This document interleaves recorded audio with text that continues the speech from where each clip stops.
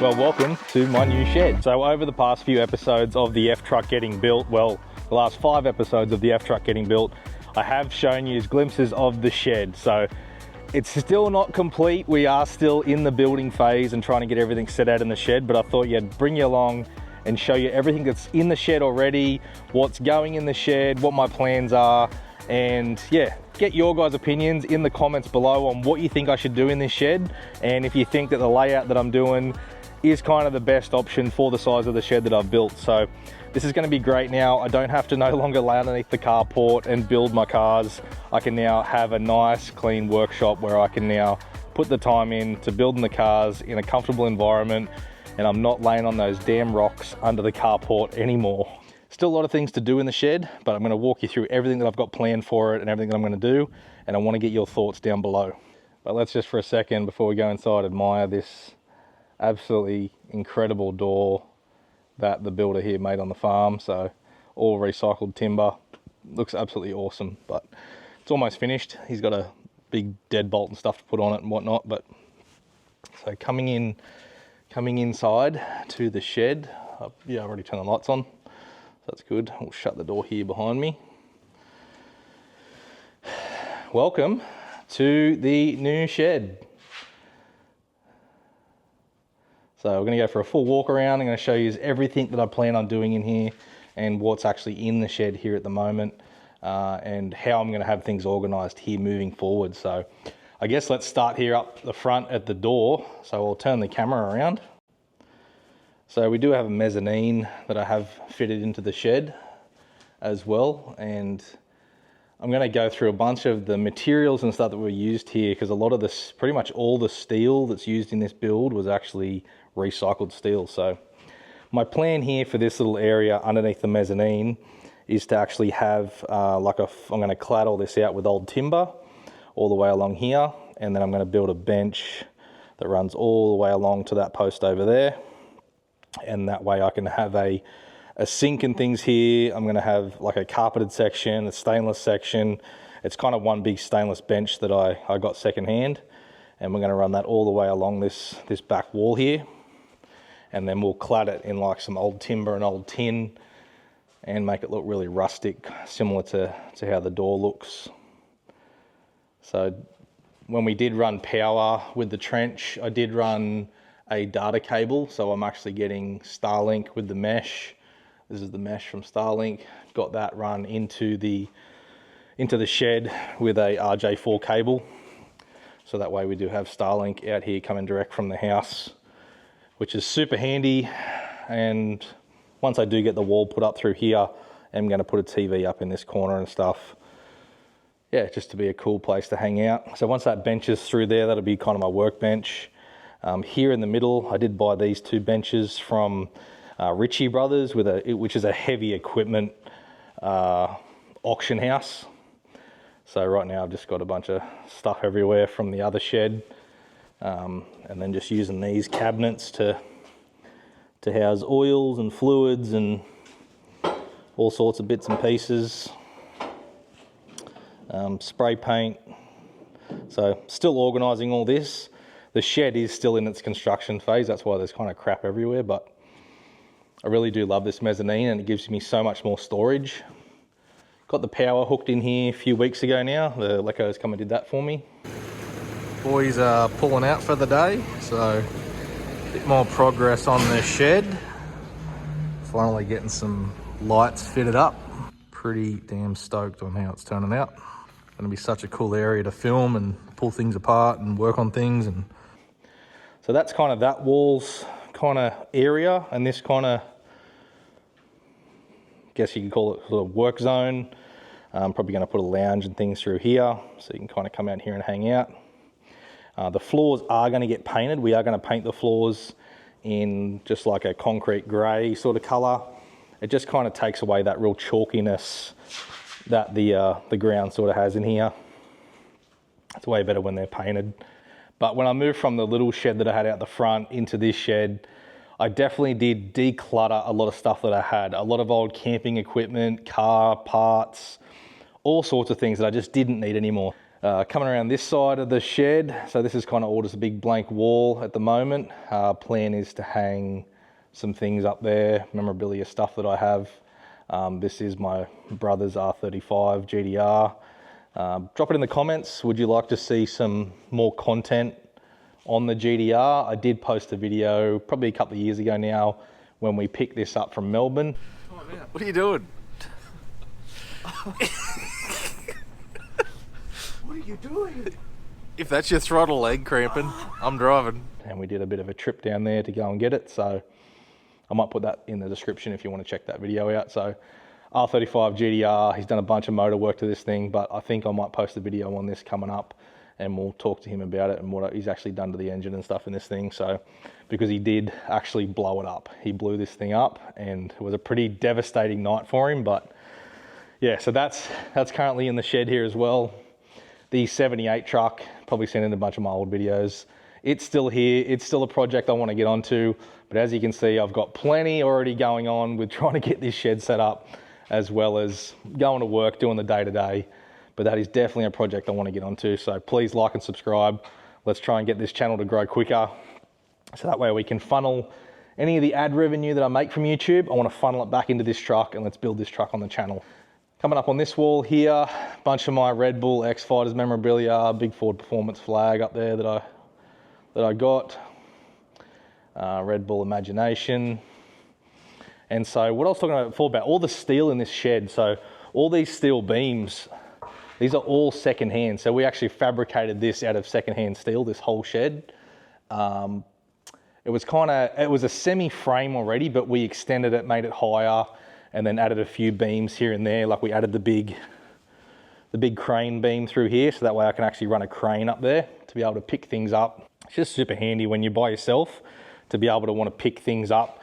Just use a crane. So I do have to buy I had a just normal block and tackle, but it just takes too long. So going to get a 240 volt plug-in one to chain things up. The roller doors, even the roller doors on this are secondhand as well. So we got these from a secondhand building, put them on there to try and save some money.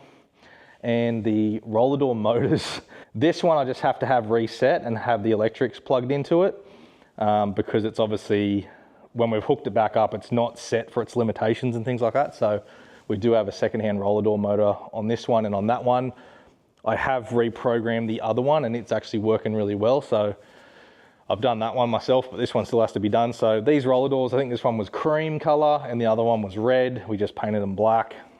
Red Bull Signature Series, Red Bull X Fighters, Red Bull Straight Rhythm. So if you don't know my history with motocross and stuff like that, I did a lot of event work and things. That's where all these sort of big Red Bull signs and whatnot have come from. I think that flag up there is from South Africa. F-Truck is in the shed. It takes up all the room in here. The other side of the caravan is just the other wall. Did put 15 amp outlets in here to be able to charge the caravan, so that's really good too. The caravan, I had leads running out of this shed, and the caravan was outside, and it's good now. It's inside, it's out of the weather, but do want to get on to getting that thing. That never really got finished. We never really finished that on the channel, the caravan. Getting some more outlets and things put in it, and potentially putting a different jockey wheel on it and different bits and pieces, but really just haven't had the time lately between everything else going on to actually go away in the caravan. So yeah, it's kind of unfortunate, but we need to get the caravan out again and go and get some stuff done. So anyway, this roller door motor up here, this one I got sorted out. This one actually works now. It actually goes up and down, which is really, really nice. So that one was actually really great. That one was really easy to program. What you want. The other one is like a mechanical. I don't know too much about them, but it's like a mechanical adjustment. You've got to adjust it manually. So the Leco is going to come back and adjust that for me because I don't want to chop my hands off or something like that. So, but the mezzanine up here, it's just awesome in this shed because it gives you so much more room. Potentially where the R35 is and the 78 F250, Might put a 2-post hoist in there. Not gonna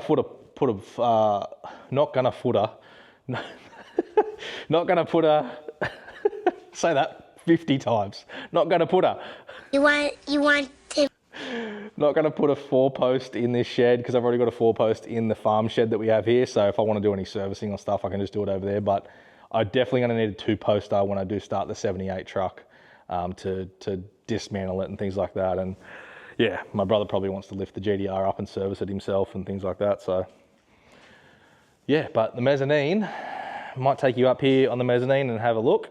But a quick little pan around from where we started here in the front to this little area under here under the mezzanine. And you're probably wondering why I did this 45 section here on the mezzanine. So essentially it was to lift things up there. We've put these old farm gates up there on the top, which I'll come up there and I'll show you. But it allows me to bring the forklift in when the F-truck's not in here, obviously. Bring the forklift in and I can lift up heavy things, whether it's camping equipment, things like that. Had to lift up my laser engraver and stuff the other day.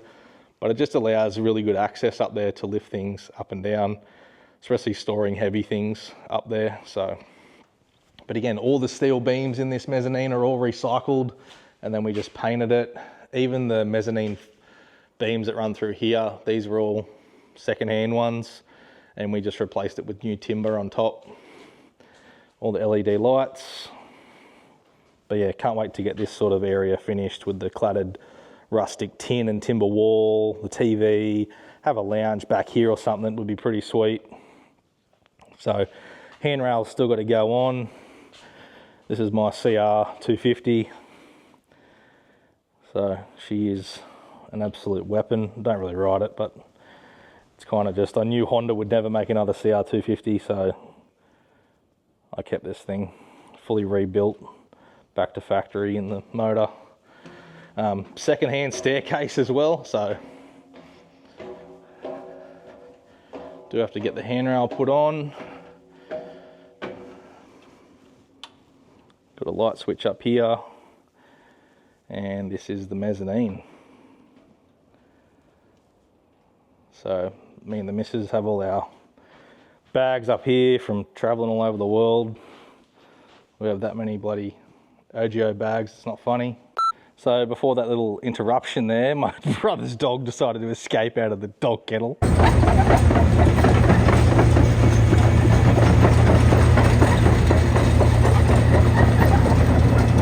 Literally pushed the whole door off.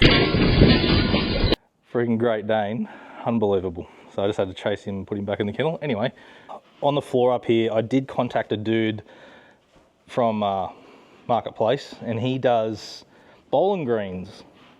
So we had a bunch of this secondhand material up here that I've put actually up here on the mezzanine to kind of give it a bit more of a nicer vibe up here rather than just being a painted mezzanine floor. So I'm going to get some racking that I've got to buy to be able to set all my stuff out. Like all these cabinets here are all full of F-truck parts, Raptor parts for the 78, for the 14 F250. And for the Ranger Raptor, stock airbox, things like that. So all those have to be categorized and put up on shelves, which I've got to buy the shelves. And then over here we have the fridge out of the Raptor and more F-truck parts, bits and pieces, spare air filters, chainsaws, camping equipment, all sorts of stuff. So solar panels, bits and pieces. But getting on to today's video as well, we are fitting the new LiTime batteries to the F250. So pretty excited about that. So we have actually had the other batteries in the canopy for since 2020. They've been going pretty good. So probably going to sell them, move them on, and we'll fit up these LiTimes and see how these go. So yeah, I'm interested to, don't know too much about LiTime, but they did reach out and ask me if I was interested in putting some batteries in something, and I really couldn't think of anything. And I thought, well, the F-Truck's batteries are pretty old now. They've been in there for about 5 years, so potentially new battery technology, like they still are just lithium batteries, but maybe some things are a lot better from when I did put the original F-Truck batteries in there 5 years ago. So anyway, we'll see. We'll get these LiTimes fitted up and put them in the F-Truck and report back on how they're going at a later date. So that's the thing we're going to be doing this afternoon, is fitting these LiTimes up in the F250 canopy. So I'll look here from the top of the mezzanine, caravan, F-truck, all the memorabilia from over the years of X-Fighters stuff and Red Bull things. There's still a bunch of stuff to be hung up yet, just haven't got around to doing it, but this is that big steel beam that we ended up putting in the center of this shed so that way I could pick and lift things up. The GDR and the 78 F250. So there is still a lot of room in this shed. If I do end up getting a 2-post hoist in this corner, be able to put the GDR up on top and then the 78 underneath or something, or vice versa. That way to organise that area a bit better down there. But long term, I think the GDR, I don't know what my brother plans on doing with it long term, so we'll see what happens. The F-truck takes up a massive amount of space here in the shed, but its long-term position will probably end up being here beside the caravan, down on this side.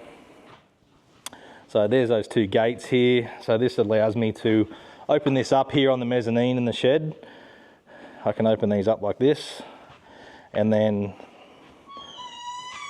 essentially I can lift up pallets and things like that with the forklift and set them right there, unload them, and that's kind of how I got all this gear up here into the shed from the other shed. So really good use of space putting in a mezzanine. I'm so glad that I did it, because it just gives me all this storage area for parts and equipment and bits and pieces and things, and having that access just makes it a real big win in my opinion. And that's kind of why I've done the 45-degree chop off there on the side, is so once the other shed in front of this shed gets pulled down, be able to drive the F-truck straight in, and you won't have that big pointed out corner. So if you could imagine this level going through there, it'd be a lot easier to get around here if this was all cut off on a 45, which is what we've done. That is my shed. So still got to paint the floor, still got to get some racking, get some things organised, bits and pieces. Yeah, get a lounge for downstairs, get that wall all cladded in, get my benches put in. So I will do another updated video here to show you exactly sort of what's left here in the shed to do, but pretty stoked that the GDR's in here too. That's pretty damn cool. But you want to know the best thing about the GDR being in my shed is that I got the keys for it. So let's do a cold start.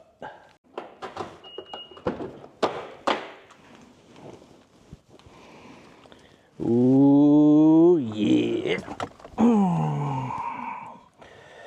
GTR. Let's go.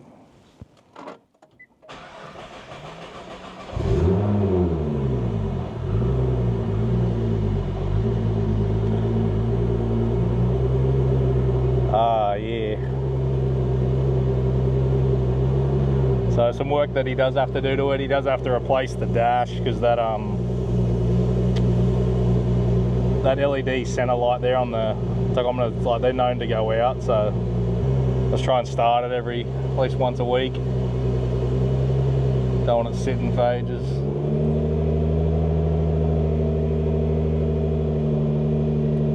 You see that LED flashing?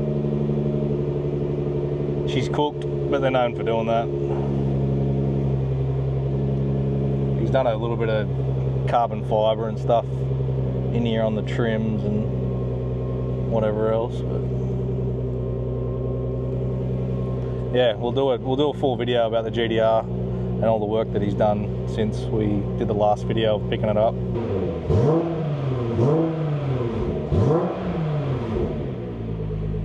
Really annoys me that my younger brother bought my dream car. That kind of really grinds my gears. But hey, it's in my shed, so mine now. Let's get on to getting these batteries fitted in the F-truck and get some wiring left done in the canopy I've got to get sorted out. And then, yeah, really all that's left to do with the F-truck is the suspension. That's pretty much it. Get this suspension sorted down there at Solve in Sydney, and then the big girl will be completely finished. Again, it's all time and money and going to work, and yeah, earning the money to pay for all this stuff. So, but I just want to thank you guys for watching the channel. It means a massive amount to me. Sounds like Nismo is not happy about being locked in the kennel today. LiTime batteries. So I think these are 200 amp hours, but take them downstairs, set them up in the back of the canopy. One unbox them down here on the bench.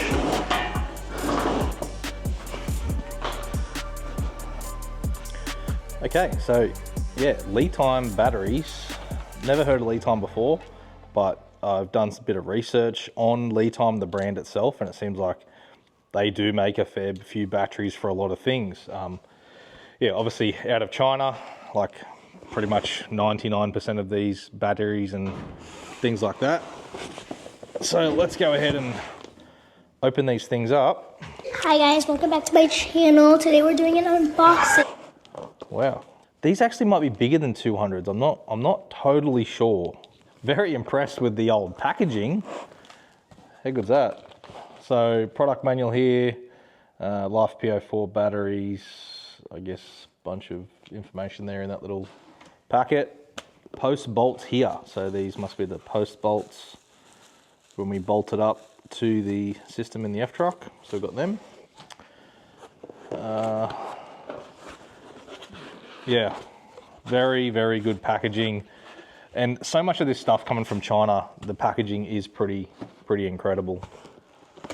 Oh, 230 amp hours. I thought they were 200. So look at that. So we've increased our amp hours by 60 amp hours in the same footprint as what I currently have, because I measured these when LiTime reached out to me, compared them to the batteries that are in the F-truck now, and the footprint was the same, but they have 30 amp hours more in each battery compared to what I already have. So again, 5 years of technology changing and things slowly being shrunken down and fit into a more compact situation. 230 amp hours with these things versus the 200s that I currently have. So let's get this out of the box, see if I can lift this out. Good thing about lithium too, isn't as heavy as a, if that was an AGM, wouldn't have a chance of lifting that thing out. So nothing else left in the box, just packaging. So we'll set that aside. So there we go. So the same battery here is in the box here beside me. So I'm going to open that one here in a second. But just looking at the general construction of this thing, it seems pretty good. Good set of handles here on this thing. 230 amp hours, 12 volt. Oh, you can use this for trolling. That's sick. So you can stick this in your boat as well. So 5-year warranty. That is absolutely sick. Good job, LiTime, 5-year warranty. So product overview. So 12.8 volts, 230 amp hours, operating voltage 12.8, charging voltage 14.4, recommended charge current 46 amps, continuous discharge current 200 amps, and continuous output power 2,560 watts. So LiTime did offer me bigger batteries than these. They just said, choose what you want. So I chose the 230s because they fit in the same platform that I already have in the F-truck, which I'm going to show you now. They fit in the same MITS alloy cages that I've had for close to 5 years now. I've had those cages in the back there that actually support and hold the batteries in place. So I didn't want to have to get new cages made and things like that. So I'll take you over now and I'll show you the old batteries that we have over here in the F-truck. So we do have the BTEC lithiums from Enerdrive. They are two different batteries. I have like a first gen and I have like a second gen battery in here, but these trays that MITS made me back in the day are still absolutely perfect and work great. So I wanted to retain them, and the LiTimes are the same size as these here, so that should work out pretty well. So we'll go ahead now and rip these old batteries out and put the new ones in. I hate removing these batteries out of the canopy because it's like just when you got two hooked up together and things arc out and whatnot. So I've just got to disconnect both negatives first and then go through and disconnect the positives. But I just want to take some photos of how they're actually wired up so I can remember when the new ones go in. It shouldn't be too hard, too complicated to figure out, but I just want to be yeah, double sure that I hook them back up the same way. Oh, I don't like that sound that conduit makes. It sounds like it's sparking. Yeah, hear that? Hear that? It sounds like it's arcing out. I don't like it. Anyway, so let's try.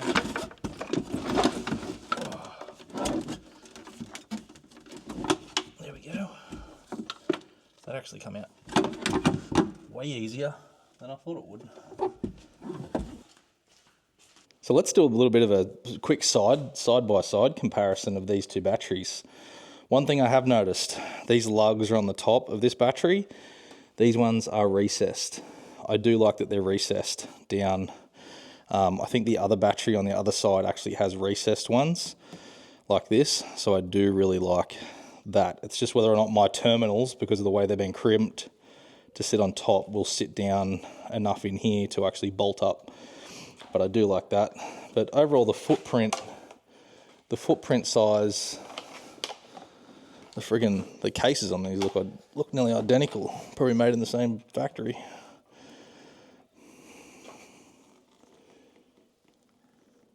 So they look very similar. The LiTime is lower than the Energize battery. As for width, same width, and that's why I went with these, because they're going to fit straight into the back there where I've got those brackets. Oh, what a nightmare to try and get that thing out of that little hole down there. I only had like probably 3 or 4 mil on that top shelf there to lift that up and get it over the, like this lip here part, this here. And I had about 4 mil to get it over that and drag it straight out from down in there. So, oh, what a mission. But that's it. That's one of the first gen B-Techs that I've had since 2020. So it's well overdue for replacement. Still runs fine. It's great battery. Just yeah, time to update. Handy if these guys could help out. So they're just sitting there. It's a mission sometimes working on your car yourself, when you just need a hand for 2 seconds and there's just no one to give you a hand. Like, oh, and everything is so tight in here, which is how I which is how I like it. Oh my god. It's not that they're heavy, it's just so hard to get into this little compact area. Okay, we're over the lip. We'll come around to use and we'll lift it in. We've got to capture that satisfying drop, don't we? Oh yeah, there we go. The LiTime is in there.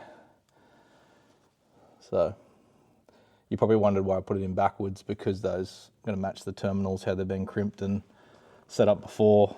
I don't want to have them on this side then having to run back across, because I like to use that little nook in between the batteries to put my hot water system. So we're all in, right? Walk back around the other side and get this other side installed. Doesn't that thing just make you want to just... Because they're sitting so low and I don't really want to change out all these big cables, I've just looked online and I can actually get some of these things. So there's just a tip, LiTime. Maybe include something like this, these terminal risers in the kits with the LiTime batteries, just for people with my situation. That would be really handy if that was included, those little risers there, to be able to get around issues that I've got like here, where my cables won't sit down low enough to get around the battery, and I'd have to make new cables to run around the outside here. So yeah, I've just ordered some of these online. They cost me $15, I think they were, so free postage.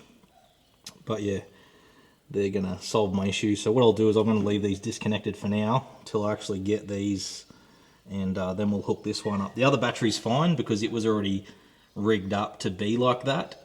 But this one with those high-rise terminals on the old battery, These ones, I don't want to have to put a heap of washers and stuff on there because that's kind of dodgy. So gonna get some of these. So for now, I'm just gonna push these caps back on there to stop anything earthing out. With these cables having a memory, they tend to like to drift back into the position that they always were, especially being winter time.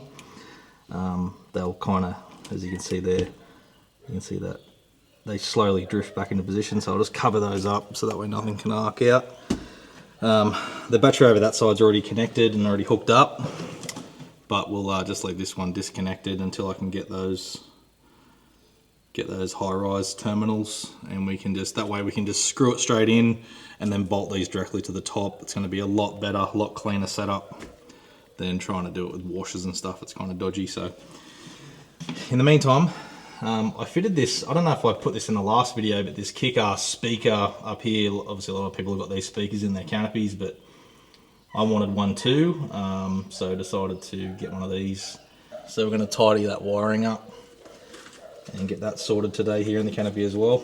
So if you've got a mitt set up too, mitts actually make these brackets that go in between the extrusions for mounting these speakers up inside the roof, which is really handy.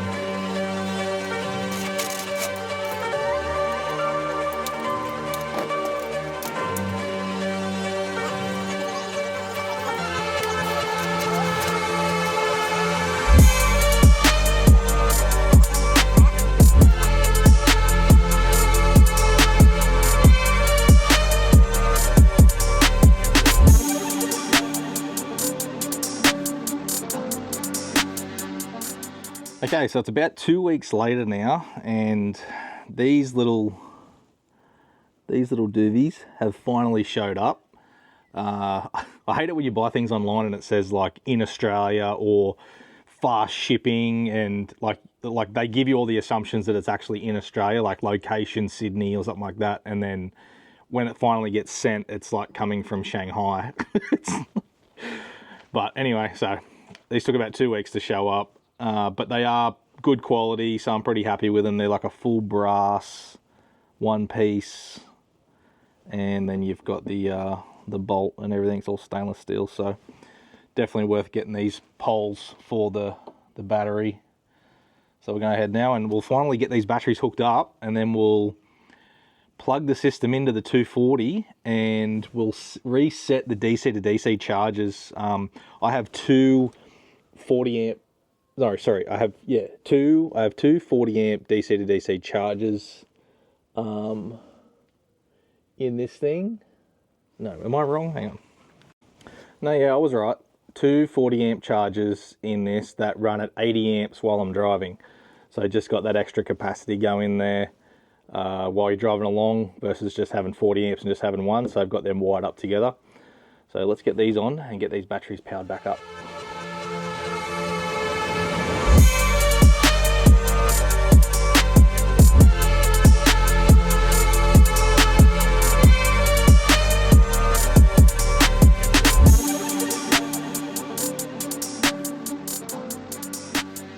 Okay, we are all installed.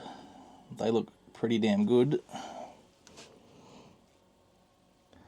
So since the CF truck's kind of been parked up for a while with me doing all the work to it, there is some firmware upgrades that I forgot about for the Cymarine system. So my version was 2.2, currently the version is 3.77, so I'm just upgrading the Cymarine, and hopefully that'll actually fix the issues that I've had with it, with the screen glitching and things like that. So you can see, I don't know if you can see there on that side, that those lines in the screen. So I had gone into my DC to DCs and changed all the settings in there. I was running these at 30 amps with the old batteries, but now that these two are brand new, I'm going to boost them back up to 40 amps each.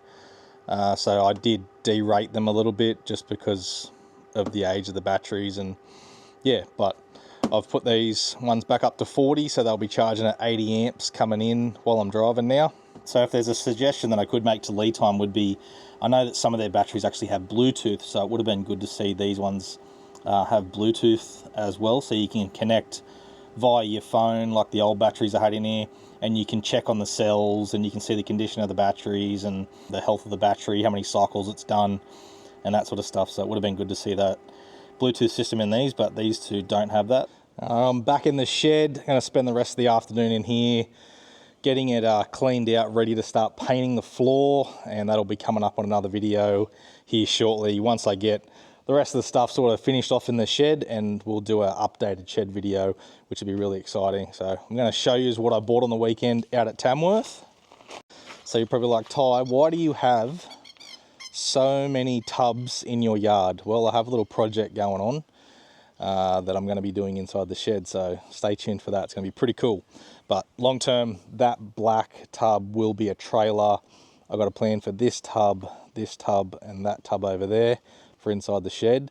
And then I picked up this tub, this FX4 tub from Tamworth the other day, and this one will long term end up back on the F250 when I decide to buy a new truck. So we'll be getting this painted shelter green, cleaning the truck up, probably do a bed rug in there like I did on my Raptor, and this will eventually go back on the F truck once I do decide to park it up, and it'll sit in the shed with the 78 and just be part of the collection. I'm never going to sell that F250. So yeah, this will long term get repainted, shelter green, be all put back to OG, to original, and yeah, she's gonna look absolutely sick. So that's why I drove out to Tamworth, picked that up, $300, and yeah, it's pretty good condition.